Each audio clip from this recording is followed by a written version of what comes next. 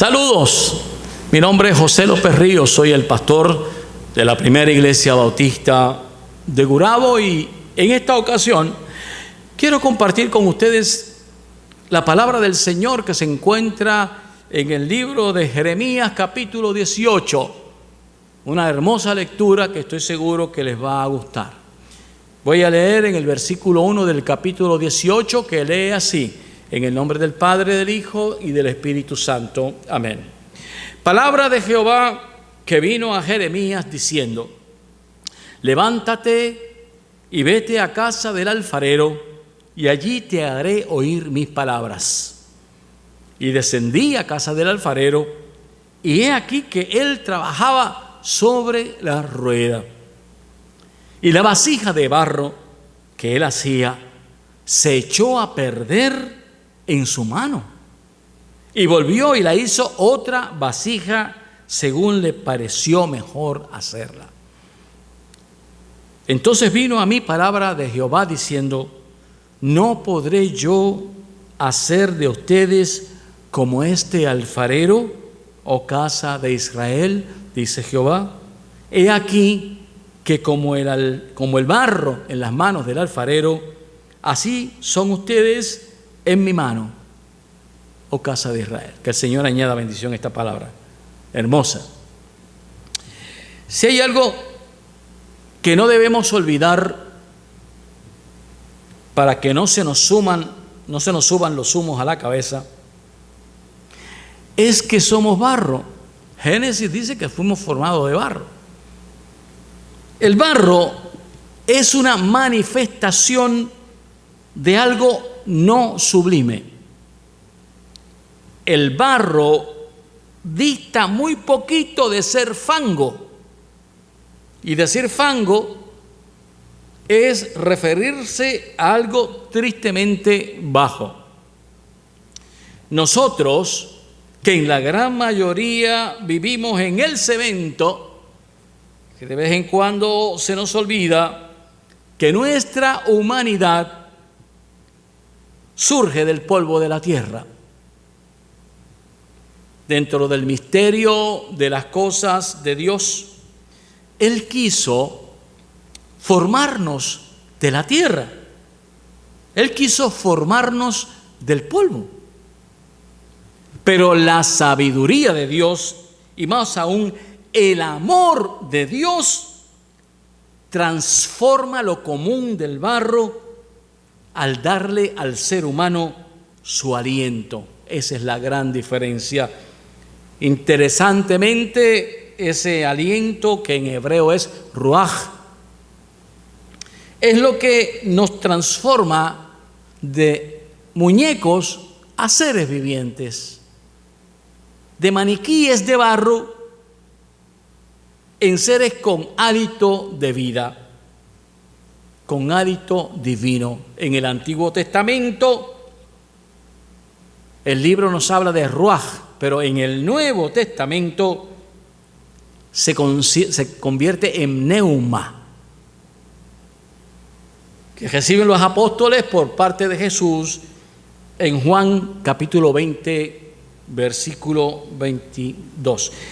Dice Juan capítulo 20, versículo 22: reciban el Espíritu Santo. Y la verdad de la Biblia no es otra que esta: sin la presencia de Dios, mis hermanos, somos maniquíes. Sin la presencia de Dios somos autómatas. Sin la presencia de Dios somos muñecos, cualquier cosa menos seres privilegiados por el aliento de Dios. Me llama la atención que neuma en griego, o sea, por eso conocemos a los neumólogos que trabajan con nuestros pulmones, el aire que nos da vida. De ahí es que proviene esa palabra. Los neumáticos están llenos de aire, porque si no, no pueden correr. Y así nosotros, en un sentido espiritual, el aliento de vida, el aliento de Dios que es puesto en nuestro ser al momento de ser concebido. Por eso es que yo no concibo un cristiano que esté a favor del aborto. Eso es una contradicción terrible, porque hay evidencia bíblica en el sentido de que Tan pronto somos concebidos, el aliento de Dios está ahí. En varias ocasiones, cuando se me ha invitado a dar alguna conferencia o alguna reflexión a grupos no eclesiásticos, yo les invito a mirar 3 latas de refresco que pongo siempre ahí al frente. Una de esas latas de refresco tiene pocas abolladuras, muy pocas abolladuras. La segunda, en el medio, tiene bastante abolladuras y la tercera está casi aplastada. Y yo les invito a que se identifiquen con una de esas 3 latas y sin escribir su nombre me indiquen con cuál se identifican. Y no es sorpresa que la gran mayoría se identifica con las últimas 2, con la que está bastante abollada o con aquella que está aplastada. Entonces es muy posible que utilizando estas 2 imágenes, la antigua del barro y la moderna del aluminio, podamos sin pretenderlo, ubicarnos también nosotros en términos de cómo estamos.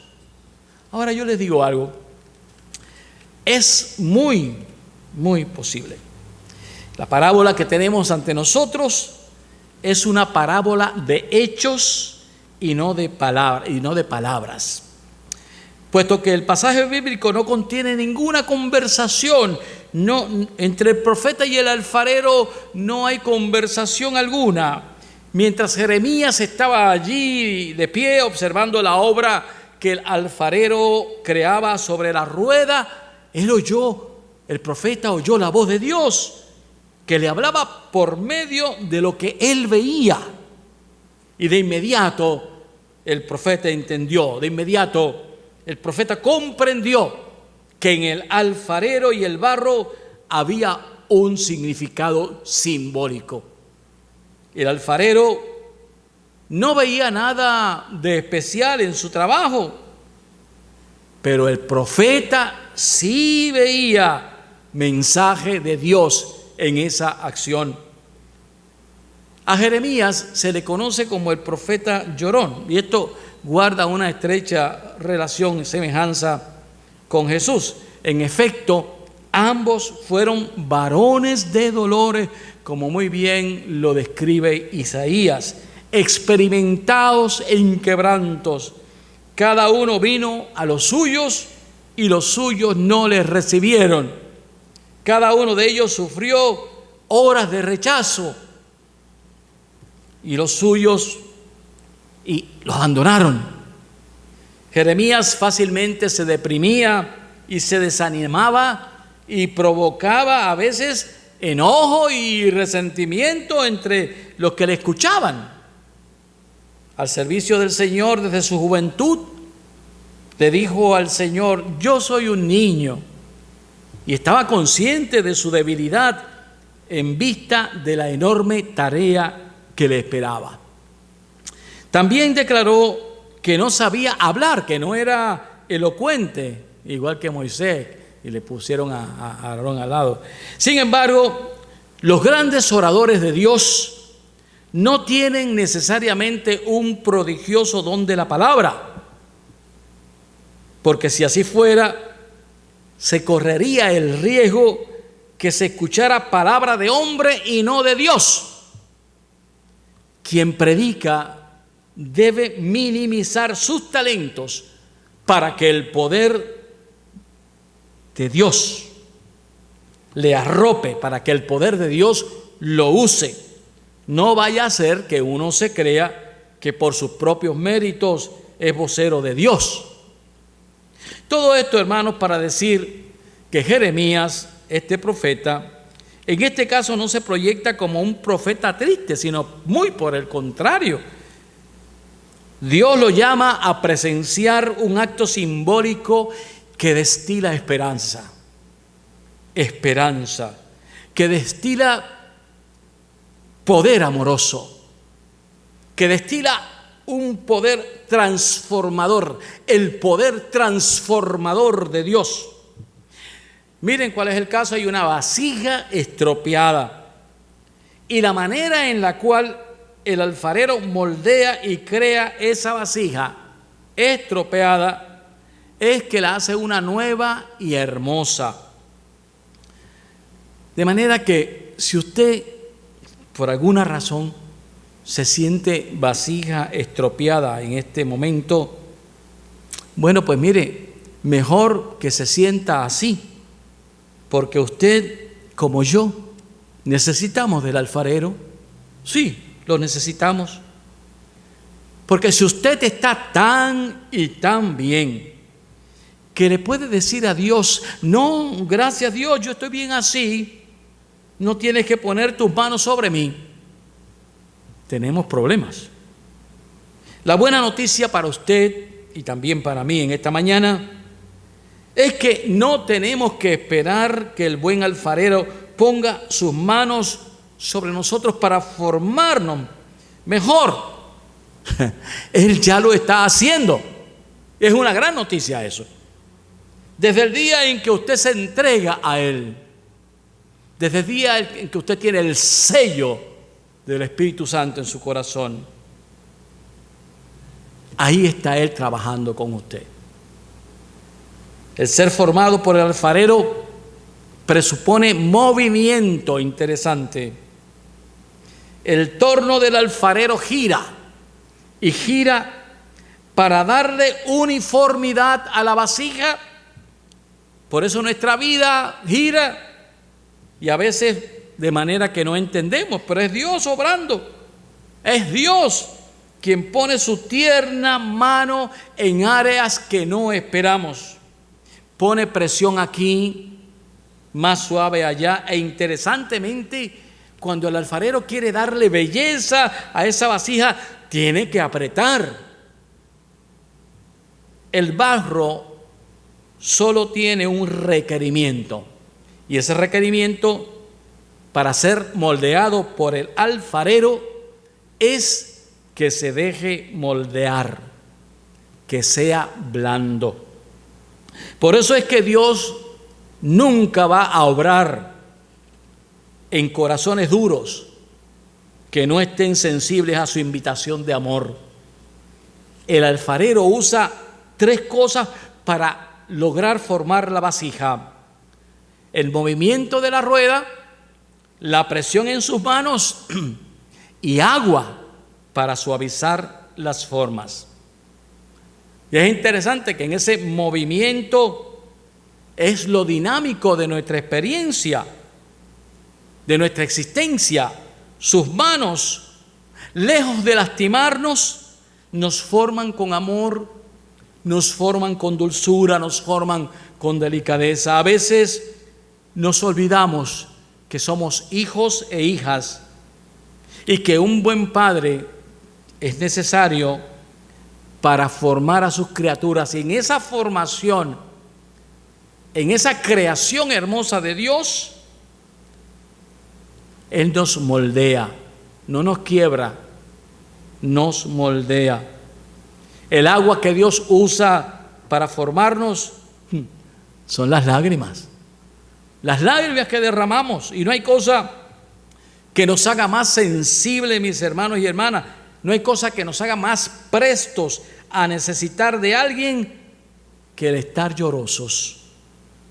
Es en los momentos de llanto, nunca se olvide de esto, que Dios, lejos de hacerle llorar o lejos de hacerle sufrir, lo que hace es tomar cada una de sus lágrimas para humedecer el barro de su vida, de manera que sea más manejable, para hacerle un vaso más hermoso, más útil a su servicio. Termino con 2 pensamientos. El primero, a todos los hermanos de la congregación que nos estén escuchando y mirando, ustedes que ahora mismo están sobre la mesa del alfarero, particularmente en este tiempo, estamos siendo moldeados por las suaves y amorosas manos de nuestro Dios. Y ahora hay más iglesia que nunca. Si nos congregábamos aquí en un momento 100, 200, 300 personas, Se espera ahora que al estar en la mesa del alfarero, siendo moldeados por el alfarero, podamos compartir ese testimonio y podamos hablar a otros del amor, de las manos de Dios para con nuestra vida. Permitan que otras vidas vengan a ser reformadas por su gracia. Inviten, llamen, oren, porque estamos en manos del alfarero y Dios nos convoca a buscar barro en donde haya. Y al decir barro, a buscar vida, materia prima para hacer vasijas de honor para su gloria y para su honra. Ese barro no va a venir aquí si no hay de por medio una invitación, si no hay de por medio una palabra cordial y entusiasta. Pero para eso hay unos requisitos. Escúchame bien, iglesia. Primero, hay que estar enamorado de la obra. Y hay que estar convencido de que Dios obra en la iglesia. De no ser así, no abras la boca. Porque necesitamos hombres y mujeres en cuyos corazones lata un espíritu de agradecimiento por lo que Dios ha hecho en sus vidas, en la iglesia a la cual asiste. Necesitamos seres iluminados. Necesitamos seres fascinados por la amorosa manera en que Dios les ha contestado sus peticiones en la iglesia. Necesitamos personas que tengan la capacidad de reconocer que hay áreas en su vida que mejorar. Por eso nos congregamos, sin olvidar, por otro lado, que tenemos otras virtudes que le hacen ser parte de una iglesia de bendición para el que llega a la misma. Necesitamos hombres y mujeres convencidos de que Dios, como alfarero, es el mejor alfarero del universo y ha trabajado con nosotros. Segundo, tenemos que ser agradecidos porque Dios ha hecho y está haciendo con usted. Hombres y mujeres que lleven un letrero en sus corazones que diga vasija en formación. La humildad para reconocer que no somos más que aquellos que otros. Que no podemos esperar a que todo nos vaya bien para dedicar tiempo a Dios.